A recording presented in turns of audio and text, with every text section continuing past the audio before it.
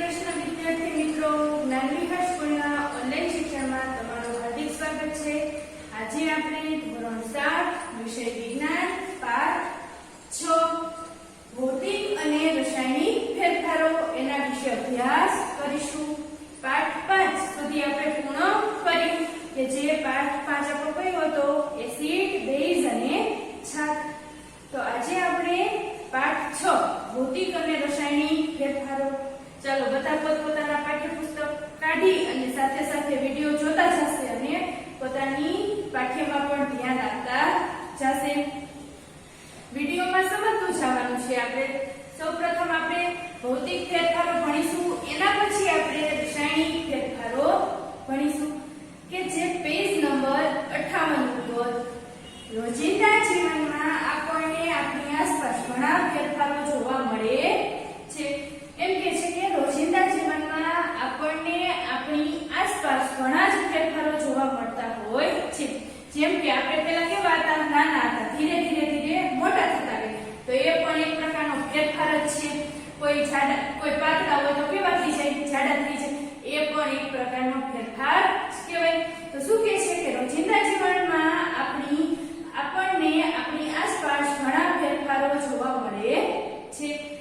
આ ફેરફારોમાં એક અથવા એક કરતાં વધુ પદાર્થનો સમાવેશ થયેલો હોય છે કે જે આ ફેરફાર થાય છે ને એમાં એક અથવા તો એક કરતાં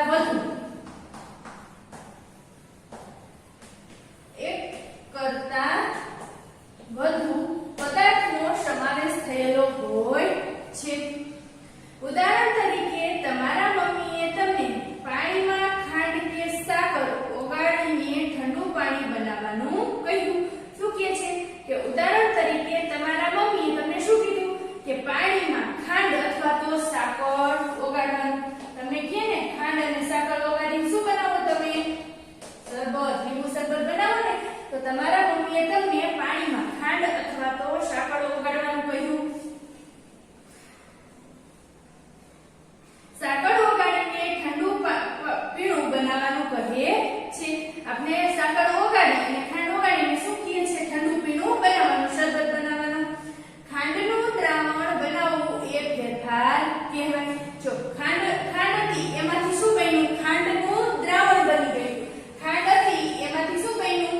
ખાંડનું દ્રાવણ, ખાંડનું ગળ્યું દ્રાવણ બની ગયું। તો આને શું કહેવાય? આને એક પ્રકારનો ફેરફાર કહેવાય। શું કહેવાય? ફેરફાર કહેવાય છે। કેટલીક વાર દૂધ ખાટું થઈ જાય છે, એક મિનિટ, તે જ રીતે દૂધમાંથી દહીં બનવાની ક્રિયા પણ ફેરફાર કહેવાય છે। એમ કે છે કે દૂધમાંથી દહીં બનવાની ક્રિયાને પણ શું કહેવાય? એક પ્રકારનો ફેરફાર જ કહેવાય છે। કેટલીક વાર દૂધ ખાટું થઈ જાય છે, દૂધનું ખાટું થવું એ ફેરફાર છે।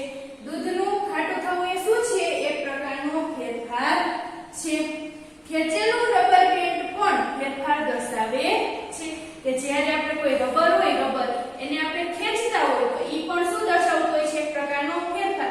આપણે ખેંચી ત્યારે એમ કેમ એકદમ લાંબુ થઈ જાય, પછી આપણે છોડી દઈએ તે પોતાની સ્થિતિમાં આવી જાય, તો એને પણ શું કહેશું આપણે? એક પ્રકારનો ફેરફાર જ કહીશું। તમારી આસપાસ થતા 10 ફેરફારોની યાદી બનાવો જે તમે જોયા હશે। શું કહે છે કે તમારી આસપાસ થતા 10 ફેરફારોની આપણે યાદી બનાવવાની છે કે જે તમે શું કર્યું હશે? જોયા હશે। આ જો આવડે તો તમારે રફ નોટમાં બનાવવાની છે, ફરજિયાત નથી। ચાલો સૌપ્રથમ 6.1 ભૌતિક ફેરફારો। તો કે ભૌતિક ફેરફાર કોને કહેવાય? એક મિનિટ, આપણે નીચે ફકરો રહી ગયો। પ્રસ્તુત પ્રકરણમાં આપણે કેટલીક પ્રવૃત્તિ કરીને ફેરફારની પ્રક્રિયાઓની પ્રકૃતિનો અભ્યાસ કરીશું। એમ કે છે કે આ પ્રકરણમાં આપણે કેટલીક શું કરવાની છે? પ્રવૃત્તિ કરવાની છે। પ્રવૃત્તિ કરીને શેનો અભ્યાસ કરીશું? ફેરફારોની પ્રક્રિયાનો અભ્યાસ કરીશું। વ્યાપક રૂપે જોઈએ તો આ ફેરફાર બે પ્રકારના હોય છે। આપણે વ્યાપક રૂપે જોઈએ તો ફેરફાર કેટલા પ્રકારના હોય છે? બે પ્રકાર, એક ભૌતિક અને રાસાયણિક। ફેરફાર બે પ્રકારના હોય છે, એક ભૌતિક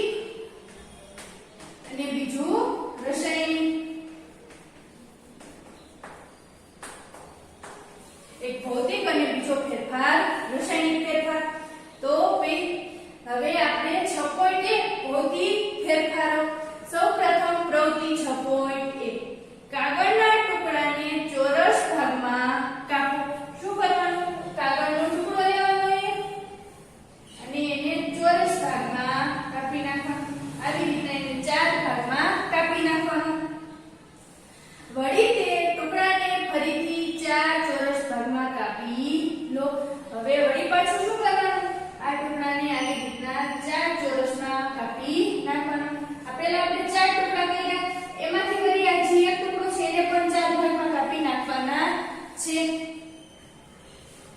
આ બધા ટુકડાઓને ભોંયતળીએ અથવા ટેબલની સપાટી પર પાસે એવી રીતે ગોઠવો કે જેથી તે મૂળભૂત કાગળના ટુકડાના આકારમાં ગોઠવાય. એમ કે છે કે આ બધા ટુકડાઓને ભોંયતળીએ અથવા તો આપણે ટેબલની સપાટી પર એવી રીતે ગોઠવો કે જે ટેબલની સપાટી પર પાસે એવી રીતે ગોઠવવાના કે જે તે મૂળભૂત કાગળના ટુકડામાં આકારમાં ગોઠવાય છે. એટલે કે જે આપણે કઈ કૂટું પણ કાપી અને આપણે એવી જ રીતે ગોઠવી દેવાના, એટલે કે આપણે આખો કાગળ દેખાય, આપણે ગોઠવી શકીએ ને તો શું કહે છે?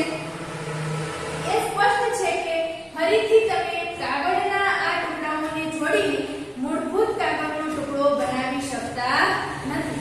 એ તો આપણને ખબર જ છે કે આપણે જે અહીંયાથી કઈ પહોંચાડ્યું એને આપણે ક્યારે જોડી શકવાના નથી. જે આપણે આ ટુકડો કઈ છે એને ક્યારે આપણે અહીંયાથી કઈ તો આપણે ચાલે ભાગે જોડી શકીએ, જોડી ન શકીએ પણ આપણે એને બાજુમાં રાખી શકીએ. ચાલે ભાગે આપણે આને જોડી શકતા નથી. તો એમ કહે છે કે એ સ્પષ્ટ છે કે ફરીથી તમે કાગળના આ ટુકડાઓને જોડી મૂળભૂત કાગળનો ગુણધર્મ બનાવી શકતા નથી. આ સમજાઈ ગયું બધાય કે આપણે કાગળનો ટુકડો કાપી નાખ્યો તો આપણે એને જોડી શકતા નથી, બાકી બાજુમાં આપણે રાખી શકીએ છીએ. પરંતુ શું કાગળનો ગુણધર્મમાં કોઈ ફેરફાર થયો છે? પરંતુ આ કાગળ હતો એના ગુણધર્મમાં કોઈ જ ફેરફાર થયો, જેવો હતો એવો જ આપણે કાગળ રહ્યો ને, નાનો થઈ ગયો. આખો કાગળ આપણે વળી પાછો જોઈન્ટ કરી દઈએ તો કાગળ એવો ને એવો દેખાય. ભલે ઓમ નો જોઈન્ટ થાય, આપણે કાઈ અહીંયાથી નો જોઈન્ટ થાય, પણ આ બંનેને બાજુ રાખી દઈએ તો પાછા વળી એવા દેખાવા માંડે ને ટુકડાઓ. તો શું કહે છે? તો કે કાગળના ગુણધર્મમાં કોઈ ફેરફાર થયો છે, એનો રંગ બદલાઈ ગયો, કાઈ ફેરફાર થતો નથી.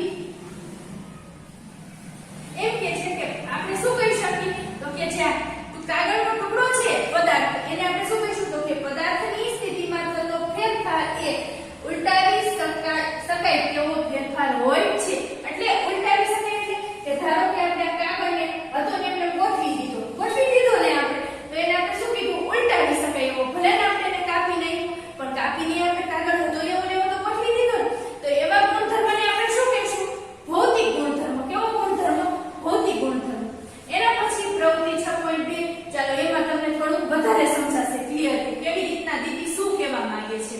તો કે તમારા ક્લાસરૂમમાં બ્લેકબોર્ડની નજીક જમીન પર વેરાયેલો ચોકનો ભૂકો ભેગો કરો. કે જે આપણે નીચે જમીન ઉપર વેરાયેલો હોય ચોકનો ભૂકો ભેગો કરવાનો, પણ આપણે સ્કૂલે આવતા નથી એટલા માટે આપણે આ પ્રવૃત્તિ કરવાની નથી, ખાલી સમજી લેવાનું છે.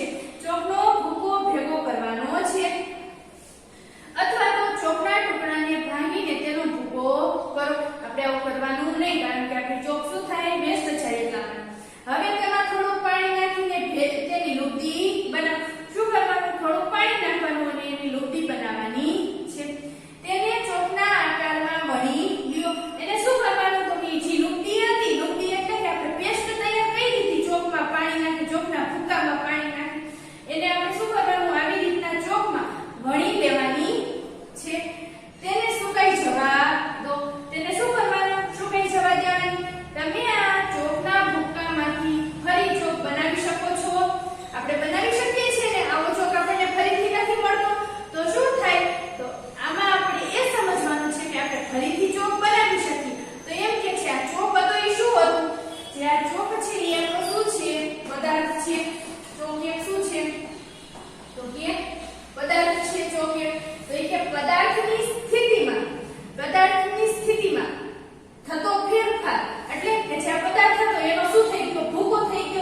એની સ્થિતિમાં ફેરફાર થયો તે ઉલટાવી શકાય એટલે કે જે ભૂકો હતો એમાંથી વળી પાછી આપણે ચોક બનાવી શકીએ ભૂકામાંથી વળી પાછી આપણે ચોક બનાવી શકીએ તો કે ઉલટાવી શકાય તેવો ફેરફાર હોય છે એટલે તમારે એ જ સમજવાનું છે કે ભૌતિક ફેરફાર કેવો હોય છે કે આ પદાર્થ હતો એમાંથી એવો ને એવો પદાર્થ આપણને બીજો મળે છે આપણે ભલે ને એને ભાંગી નાખીએ અથવા તો એ પદાર્થને આપણે ઉલટાવી દેવું કે ભાંગી નાખવું અથવા તો આપણે કાગળને ટુકડા કરી નાખ્યા તો પણ આપણને એવો ને એવો એ જ પદાર્થ મળે છે તો એને આપણે કેવો ફેરફાર કહીશું ભૌતિક ફેરફાર એવી જ રીતે પ્રવૃત્તિ 6.3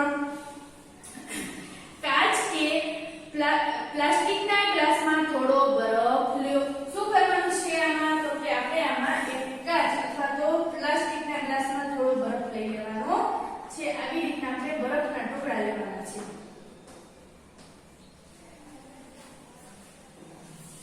આ ગ્લાસને સૂર્યના તડકામાં મૂકીને થોડાક બરફને પીગળવા દો આ ગ્લાસને ક્યાં મૂકવાનો સૂર્યના તડકામાં મૂકવાનો છે અને થોડાક બરફના ટુકડાને થોડાક જ પીગળવા દેવાના છે હવે તમને બરફ તથા પાણીનું હિમ મિશ્રણ થયેલું જોવા મળશે બરફ તો આમાં છે આપણે થોડી વખત સૂર્યના તડકામાં મૂક્યો એટલે શું થયું બરફ ઓગળ્યો તો બરફ ઓગળ્યો જે પાણી હતું એ બધું પાણી ગયું તો આને શું કહેવાય બરફ અને પાણીનું હિમ મિશ્રણ આને શું કહેવાય છે હિમ મિશ્રણ કે જે ઠંડુ પાણી હતું એને આપણે શું કીધું હિમ મિશ્રણ બરફ અને પાણીનું હિમ મિશ્રણ કે જે ઠંડુ પાણી છે એમ કે છે કે હિમ મિશ્રણ થયેલું જણાય હવે આ ગ્લાસને બરફ તથા મીઠાના મિશ્રણમાં ગોઠવી દો આ ગ્લાસને શું કરવાનું આપણે તો કે વળી પાછો આપણે બરફના એટલે કે આપણે ફ્રીઝરમાં આપણે અથવા તો બરફની જે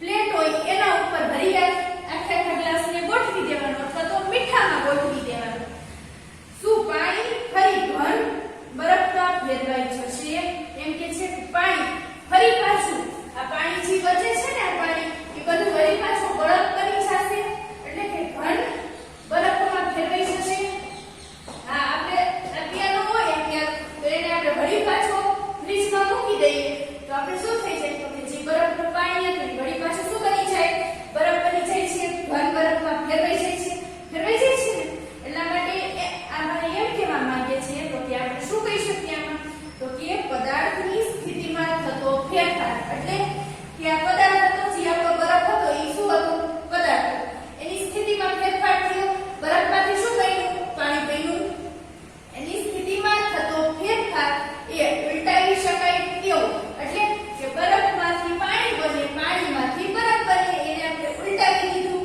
ઉલટાવી શકાય છે ને તો કે ઉલટાવી શકાય તેવો ફેરફાર હોય છે આ તમારે યાદ રાખવાનું છે તમારી ચોપડીમાં આપ્યું નથી ખાલી તમને પ્રશ્ન પૂછી દીધો છે કે શું પાણી ફરી ઘન બરફમાં ફેરવાઈ જશે તો આપણે કહી શકીએ કે હા બરફ છે એ પાણીમાં ફેરવાઈ જાય છે એટલે શું થાય છે એની પદાર્થની સ્થિતિમાં ફેરફાર થાય છે અને પદાર્થની સ્થિતિમાં ફેરફાર થાય તો વળી પાછું આપણે એને શું કરીએ છીએ ઉલટાવી શકીએ છીએ અને તે ફેરફાર ઉલટાવી શકાય તેવો ફેરફાર છે એટલા માટે આપણે એને કેવો ફેરફાર કીધો છે એટલા માટે આપણે એને ભૌતિક ફેરફાર કીધો છે કે જે પદાર્થ હોય એ જ પદાર્થ આપણને મળે ભલે ને આપણે ગમે એ રીતના મેળવી પણ આપણને જે પદાર્થ હતો એ જ પદાર્થ મળે છે એટલા માટે આપણે એને ભૌતિક ફેરફાર કહીએ છીએ એના પછી પેજ નંબર 59 ઉપર પ્રવૃત્તિ 6.4 એક પાત્રમાં થોડું પાણી લઈને તેને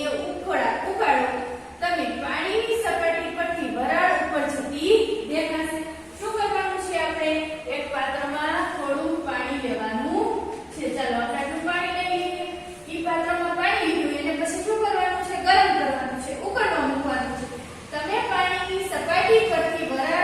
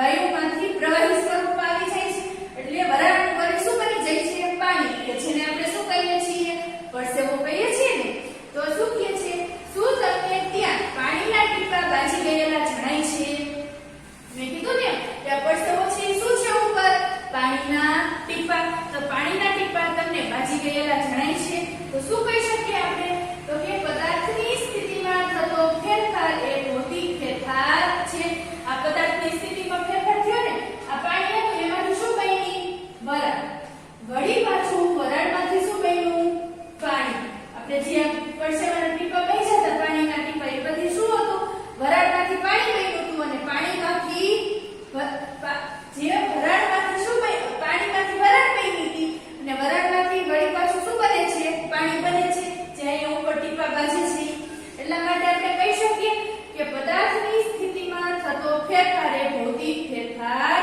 છે આપણે કહી શકીએ શું કે પદાર્થની સ્થિતિમાં થતો ફેરફાર એ કેવો ફેરફાર છે ભૌતિક ફેરફાર ફેરફાર થઈ ગયો ને પાણીમાં શું બની ગયું તરત વરાળ બની ગઈ એને ફેરફાર કહેવાય ચાલો સમજાઈ ગયું તો હવે આપણે પ્રવૃત્તિ 6.5 સાવચેતી અગ્નિ જ્વાળા સાથે કામ કરતા સાવધાન રહેવું એટલે કે આપણે જ્યારે અગ્નિ અથવા તો જ્વાળા સાથે કામ કરતા હોય ત્યારે આપણે સાવધાન રહેવું જોઈએ વપરાઈ ગયેલી કરવતની પટ્ટીને ચીપિયા વડે પકડો વપરાઈ ગયેલી કરવત અમે જોઈ હશે તો શું કહે છે કે જે વપરાઈ ગયેલી કરવતની પટ્ટી હોય એને આપણે શેના વડે પકડવાની છે ચીપિયા વડે તેના બીજા છેડાને ગેસના સ્ટવની જ્યોત પર રાખો તેના બીજા છેડાને કઈ જગ્યાએ રાખવાના તો કે ગેસના સ્ટવની જ્યોત ઉપર એટલે ગરમ કરવાનો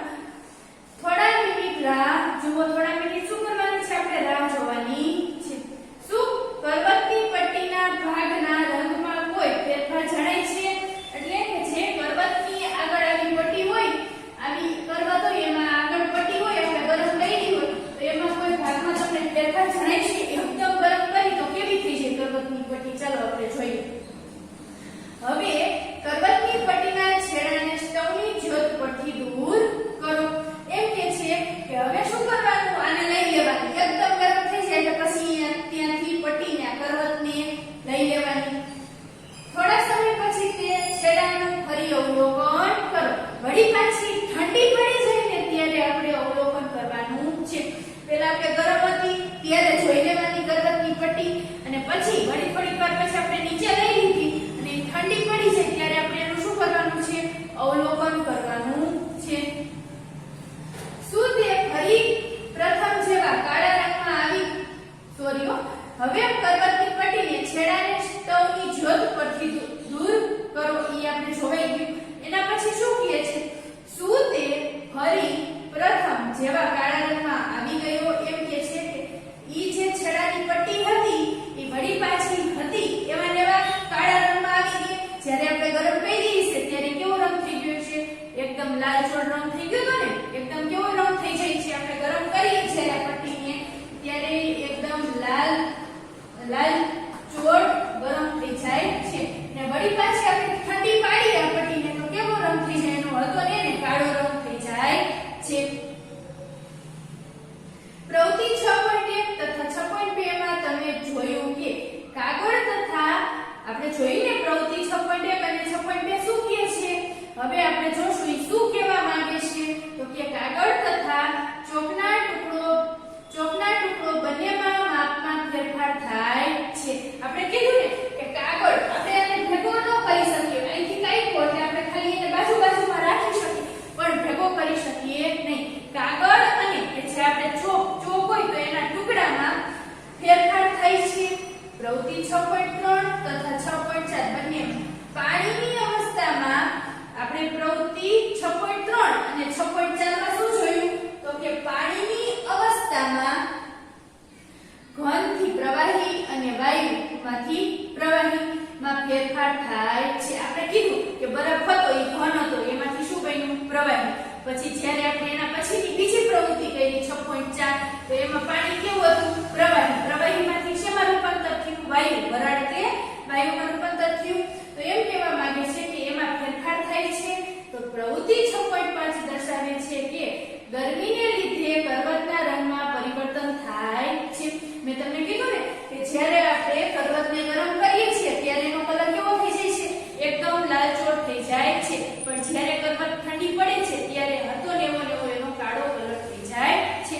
એટલે તમને સમજાણું આ પ્રવૃત્તિમાં શું કહેવા માંગતા હતા 6.5 માં? તો કે આપણે જે પદાર્થમાં રંગમાં ફેરફાર થયો તો એ ફેરફારને આપણે કેવો ફેરફાર કહી શકીએ? ભૌતિક ફેરફાર કહેવાય છે. કેવો ફેરફાર કહેવાય? ભૌતિક ફેરફાર. કે લાલ થોડું ગરમ થઈ ગયું તો લાલ રંગ થયો તો એમાંથી કાળો રંગ થઈ ગયો. તો ચાલો હવે જોઈએ પદાર્થના આકાર, માપ, રંગ અને અવસ્થા જેવા તેના ગુણોને ભૌતિક ફેરફાર કહે છે. પદાર્થનો આકાર, આ ખાસ યાદ રાખજો, પદાર્થનો આકાર, એનો રંગ અને ગુણના